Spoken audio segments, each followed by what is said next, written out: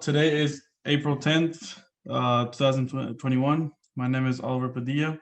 I am interviewing Sergio Loredo for the University Library Special Collections and Archives at the University of Texas Rio Grande Valley, hereafter abbreviated as UTRGV. This project is in partnership with the Voces Oral History Center at the University of Texas at Austin. Please know, Mr. Loredo, that this interview will be placed in the University Library Special Collections and Archives at UTRGV and shared with the Voces Oral History Center at the University of Texas at Austin. Is there anything that you do not wish to answer or talk about? I will honor your wishes. Also, if there's something you want to talk about, please bring it up and we'll talk about it.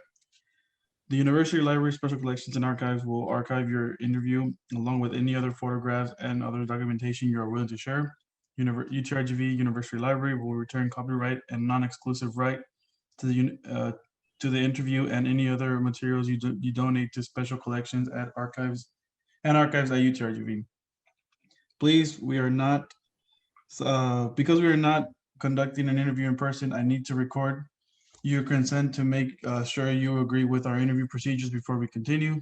So I'll ask you a series of 6 questions. Please say yes, I agree, or no, I do not agree after each question. First one, do you give University Library Special Collections and Archives at UTRGV consent to archive your interview and your materials at the UTRGV University Library? Yes, I agree. Okay. Do you grant UTRGV University Library Special Collections and Archives rights, title, and interest in copyright over the interview and any material you provide? Yes, I agree. Do you agree to allow UTRGV University Library Special Collections and Archives to post this interview on the internet where it may be viewed by people around the world? Yes, I agree.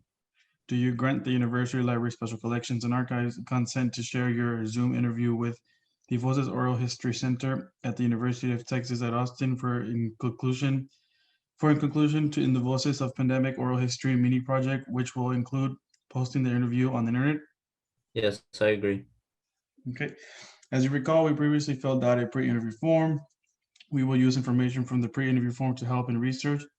The entire form is kept in a secure Voces server at the University of Texas at Austin. Before Voces sends it to UTRGV University Library Special Collection and Archives, we have stripped out any contact information for yourself or your family members so that will not be part of in your public file. Your public file will only be accessible at UTRGV University Library. The final 2 questions ask if your consent on what I just described.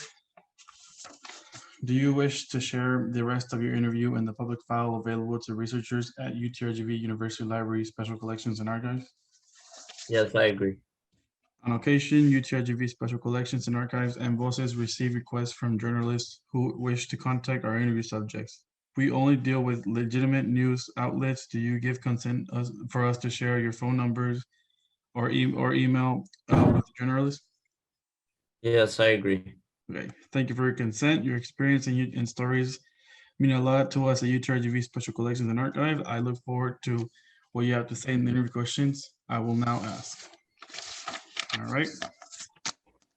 So, Sergio, thank you for your time. Like I said earlier, your stories and experiences are valuable to us at UTRGV Special Collections and Archives and the Voces Project. Particularly for us at UTRGV Special Collections, we are committed to preserving the stories of Mexican American and Latinos in the South Texas and Rio Grande Valley, and those who work closely with these populations during the COVID-19 pandemic. Because you are in the real estate business and have seen and experienced the effects this pandemic has had on us Latino community, I know you have many meaningful stories and experiences to share on how COVID-19 has impacted the role you carry out in your life and those you come in contact with. So, before I ask you to share stories about your life in this pandemic, tell us, who is Sergio Loredo? Sergio Loredo just graduated from college. He started doing some real estate work, and I mean, he's moving forward on with the next chapter in his life. I'm 23 years old. I'm from Houston, but I live in the Valley now, and it grew on me. Grew a nice little spot in my heart. Everyone's so welcoming, and yeah, that's what's going on. Awesome. So these first few questions are going to be your personal understanding of COVID-19 and your first encounters. So the first one is, I want to ask you, when did you first hear about COVID-19? How did you learn about it? Was it through like the radio, TV, children, social media, etc.? So I actually had was planning a trip to go. So it was during spring break when it kind of all broke loose, and I was planning a trip, and I heard about it on the news, but I didn't pay too much attention to it. And while I was on my trip in Mexico during spring break, apparently they were closing borders down, and we were like, "Holy guacamole! Like, what's gonna happen?" I didn't know, but that's how I first figured. Okay, awesome. All right. So, what was the first reaction to the information about COVID-19?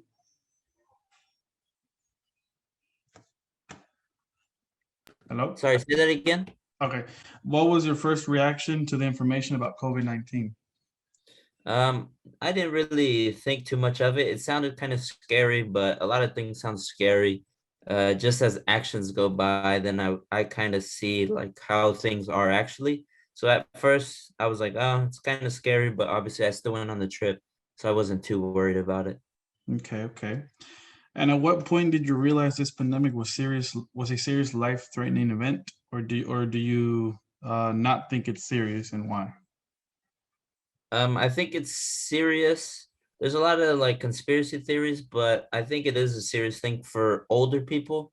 Obviously, it's a flu. In the end of the day, COVID is a strand of a flu, and the flu every year kills thousands of people. Older people usually that have respiratory infections and can't obviously their immune system isn't as strong as younger people.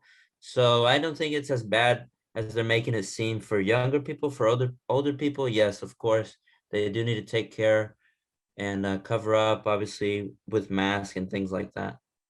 Right, right. So over the last few months, what news media, social media, or other sources do you rely on to keep up with your information about the coronavirus? Um, I don't really keep up with it often. If I was to see something, I watch some like little news channel on Snapchat. It's like a story, and they kind of release all the latest news, and they always have a little chapter on COVID just to see how everything's going with the vaccines, with the cases. So I'd say Snapchat. Nice. Okay.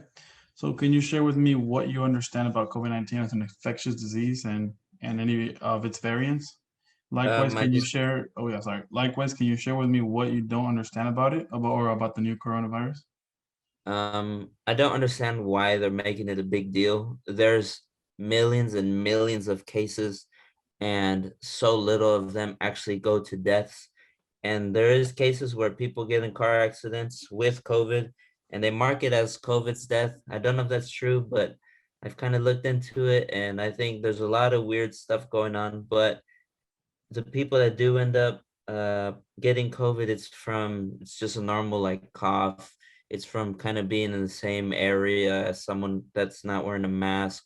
Say I sneeze and you're close to me, I can contaminate you with COVID, but you don't get the symptoms until like a couple days after. So that's what makes it kind of scary. You can get someone sick that you love, and you don't even know that you're sick, and that's what isn't really the best part of it. So you have to be careful with who you're with, where they've been, the people that you've been with, and it's just a lot of worrying. So not Okay. really a fan of it.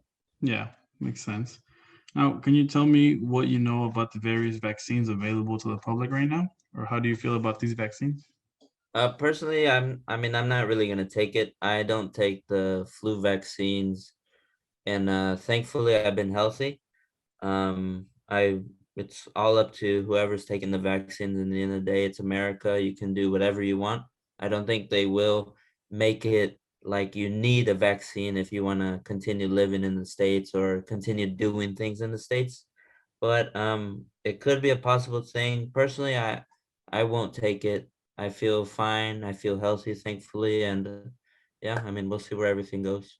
That's good. That's good. Um, do you have a vaccination story you would like to share with me, or perhaps later on in this interview, whether you or anyone you know? Well, actually, my parents, they take, my mom's like hard on taking the vaccines and stuff like that. So she just took her vaccine. she actually felt, obviously the vaccine, they inject the virus in you so your Yeah. body can create the antibodies. So obviously a lot of people, I've seen videos where they kind of, apparently you sit in a chair or you have to wait there like a couple minutes to see if you react. I have seen people like faint and stuff. So that's kind of scary. But my mom just felt like weak throughout the day and the next day. But then like 2 days after, she felt perfectly fine. And obviously now she has her second vaccine, so she's good to go. Sounds good. Sounds good. And last question for this section: Do your family members hold the same beliefs about COVID-19 as you do, or is it different? I think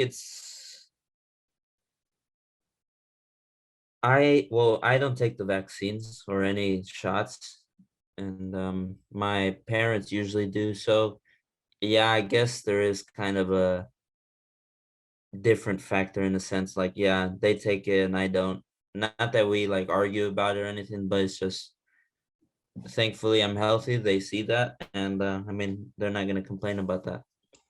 Right, right. All right. So for these next questions, I'd like to talk about how you've seen COVID-19 affect you personally, because you reside in a region that is known to be a hotspot for COVID-19. So, Sergio, when the pandemic originally hit, did you have to cancel any vacation or business trips? If so, what kind of effects did it have on your personal life? At first it didn't really affect because, like I said, I was in Cancun. I did start to worry like how I was gonna get back, but the borders didn't close, thankfully, when I was out of the country. But I can say COVID did affect me in the social aspect, such as going to a bar, like having a drink with some friends, or just going like out to a. I'm young, so I still go to the nightlife, you know. But I think in that aspect, it did change. It was staying in more in my house, which is nothing wrong. It's just you don't socialize with as many people, you don't meet as many people.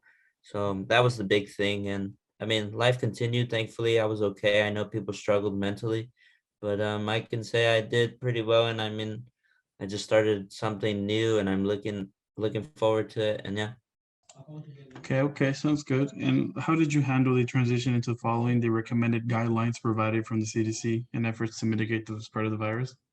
I mean, I have no problem following rules. I mean, I played soccer at a Division 1 program, so obviously there's a lot of rules with the coaching staff and how you have to represent. So just kind of do what you're told. Say you have to wear a mask. Obviously, not everyone is a fan of the mask, but in the end of the day, we all have to wear them just so we can get through this, through the spreading and all that. So it's just follow the rules, and I mean, things go well usually when you follow rules.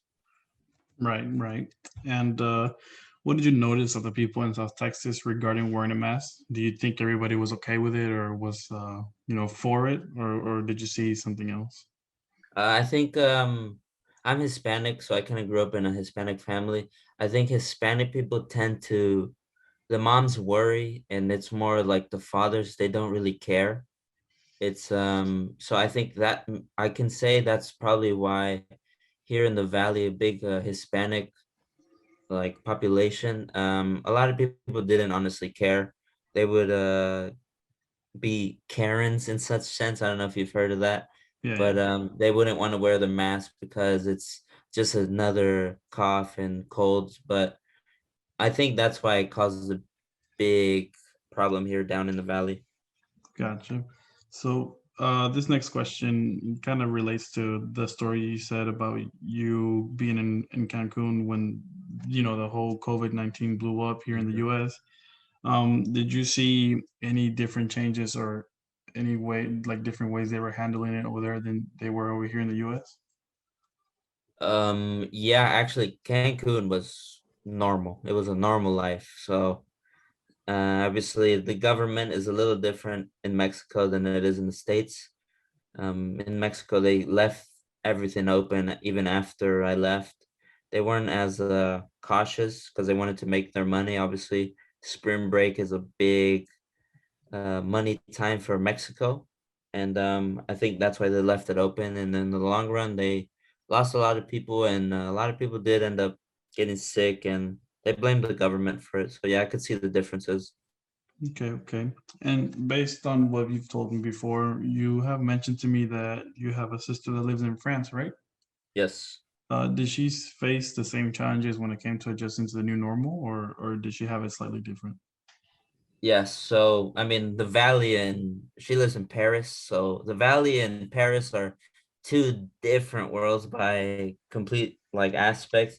So there's not much cars. A lot of people ride the bus, the metros, bikes. So you're always around people. Here you kind of have your own car. You get to choose around who you're with.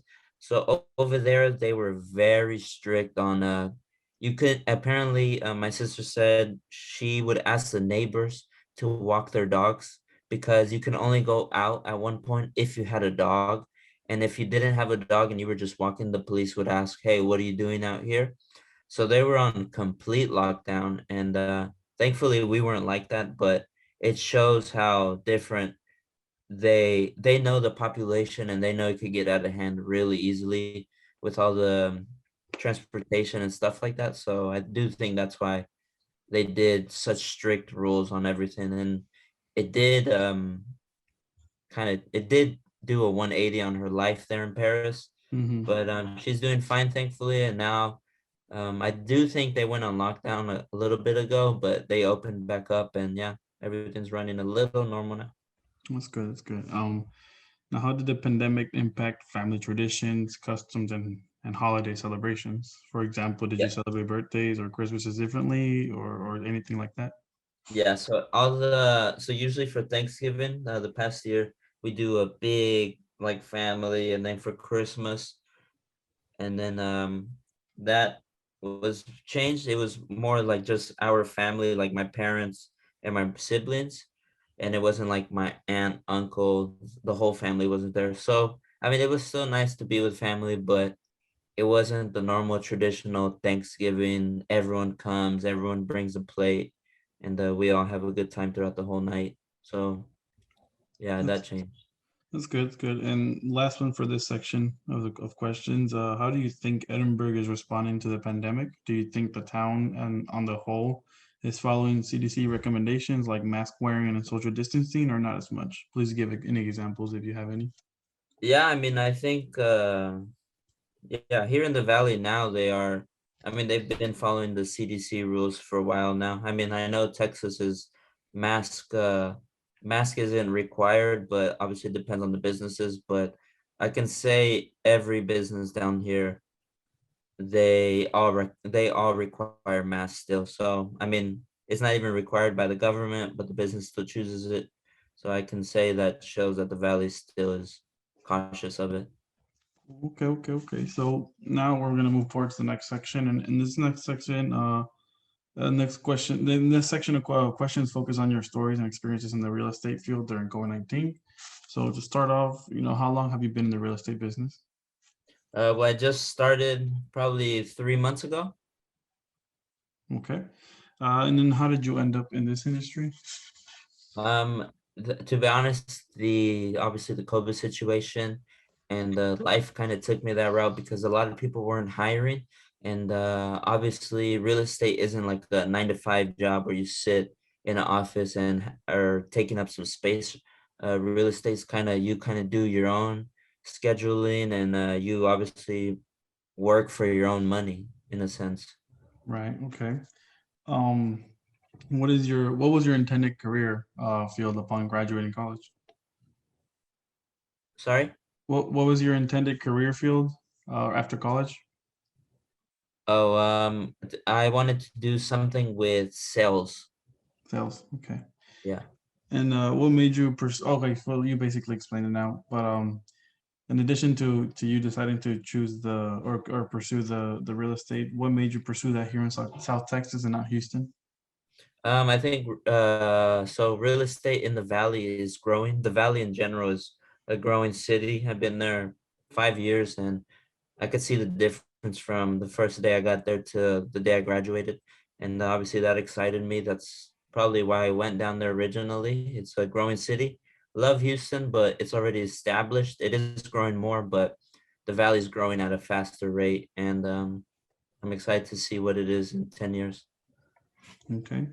And as you mentioned to me, how we're very well established. You were very well established in a position towards the end of the last 3 months. Share with me how the real estate business, real estate business in South Texas was affected by the by COVID-19. I don't think it was, from what I see, I don't really think it was affected. A lot of it is online too. So obviously online makes everything easier right now, such as Zoom meetings. But it's the same with real estate. I mean, you can show a house with pictures, you can show a house with a video, you can still do in-person meetings to show a house.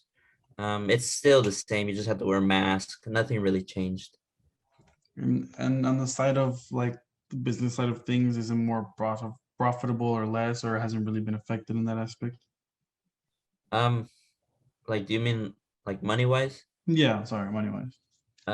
Yeah, well, I did just lock a house under a contract, and today I got an offer with $40,000 profit. So in a month, in a couple months. So I don't think that's pretty bad numbers, if you ask me, as a Yeah, 23-year-old. it does not sound like bad numbers. It's pretty good. Yeah. Anyway, moving forward, being that you are the landlord of a select few properties, have you noticed many Latinos like or Hispanics having a difficult time paying their monthly rent? Um, I honestly have not noticed that. I hang out with, so I was an athlete at school. So a lot of the athletes are on scholarship, but I know I have met some people out, and some people have moved back in with their parents, which is obviously probably financial reasons. Don't really ask why, but if you think about it, COVID hit hard. A lot of people kind of got put off with their jobs, and some got fired, some got laid off, and financial reasons. I do think that's why they moved back with their parents. Okay, okay. And so how was switching to online, how you mentioned you can show homes online with pictures. How was switching to an online work at home setting affected your business side of things, or it hasn't really been affected? Um, I don't think it's been affected. The real estate is still growing heavily, especially in the valley. Homes are selling like crazy. I mean, they're going on the market. There's not even houses on the market. The valley it hasn't changed with real estate, thankfully. Okay. Um, so what are the biggest technological difficulties encountered with this tradition in your field, I guess you can say? Like, have you had to I a could hard time adjusting to Zoom calls or any other software you use? No, it's not really hard. I mean, I'm pretty young, so I'm up to date with all the technology. I would say though, the hardest thing is say you're a customer and you're trying to buy a $250,000 house. It is kind of hard to gain trust with somebody over technology than in person. Face to face, you can kind of read the person more, you can see how they are, you can just see more, and that's how you trust more often. So that is the one difference maker, I can say. Okay, okay. And so we're gonna go ahead and move on to the next section of questions. And in this section, I would like to talk about your relatives' experience with the pandemic, knowing that you mentioned to me in a previous day that you have family members and brothers and sisters. So as you mentioned to me earlier, you have a big family. What were your initial concerns with your brothers and sisters relating to the pandemic? I mean, I'm sorry, can you repeat that, the So end like, part? It cut what were off. your initial concerns with your brothers and sisters regarding to the pandemic? Whether like were you scared for them or worried for them that they Uh, might get the virus or anything like that? no, I was more worried for my parents because they're older and they're not the healthiest, like weight wise. So that's more of what I was worried. My little brother and sister would be fine if they got it, thankfully. But no one received it. No one got COVID, so it all went well in my family. Okay. And well, you mentioned uh, that your parents received the vaccine, Yes. and has any of your siblings received the vaccine? My little sister has. My little brother hasn't, but I think he will. It's just me that doesn't take vaccines. And how was your little sister's experience with the vaccine? Did she experience similar feelings to your mother, or was it slightly Mm. different? No, my little sister felt perfectly fine. It was like nothing to her. Okay, okay. Yeah. And how was your siblings transition to online school, knowing that they're younger than you and they had to adjust to going to online classes on Zoom and stuff like that? They at first they struggled, which I think a lot of people did because it was just a different lifestyle. Mm-hmm. Um, they did say they didn't learn as much. They could tell, not that the teacher was giving up, but whatever they were teaching wasn't going as fast. And a lot of people did start failing, and yeah, it was hard at beginning. But I mean, my parents kind of made sure they got their stuff done because they're kind of heavy on their schoolwork. So I mean, they got through it thankfully, and they're still going through it. Okay, okay. And now for the final questions. To close off, I'll ask you some questions regarding other aspects. So to start off, are you satisfied with the local response to COVID-19 in the Rio Grande Valley? Yes, I am. I can't complain. Okay. Are you satisfied with the state response on COVID-19 led by Texas and Governor Abbott? Yes, And are you satisfied with the current national response to COVID-19 led by President Biden now and his administration? yes. If you had the power to respond to COVID-19 with policies, laws, and workplace decisions, what would you do differently, if anything? Um, I think now that say people are taking vaccines, I don't know what the point of a vaccine is if you still have to wear a mask. The whole point of a vaccine is so your body creates antibodies. So I don't understand that process. So that's the one thing I would change is if you have your vaccines, why do you still need to wear your mask? There's no need for them Okay, unless okay, the vaccines aren't fully 100%, and that's why the government is still making us wear them. okay. And finally, are there any stories or experiences you would like to share with me that I have not asked about? No, I think that's all it. All right, and well, I want to thank you for participating in our UTRGV Voces Oral History Project, and yes, so I want to wish you a good day and thank you. Thank you, Ali. Take care.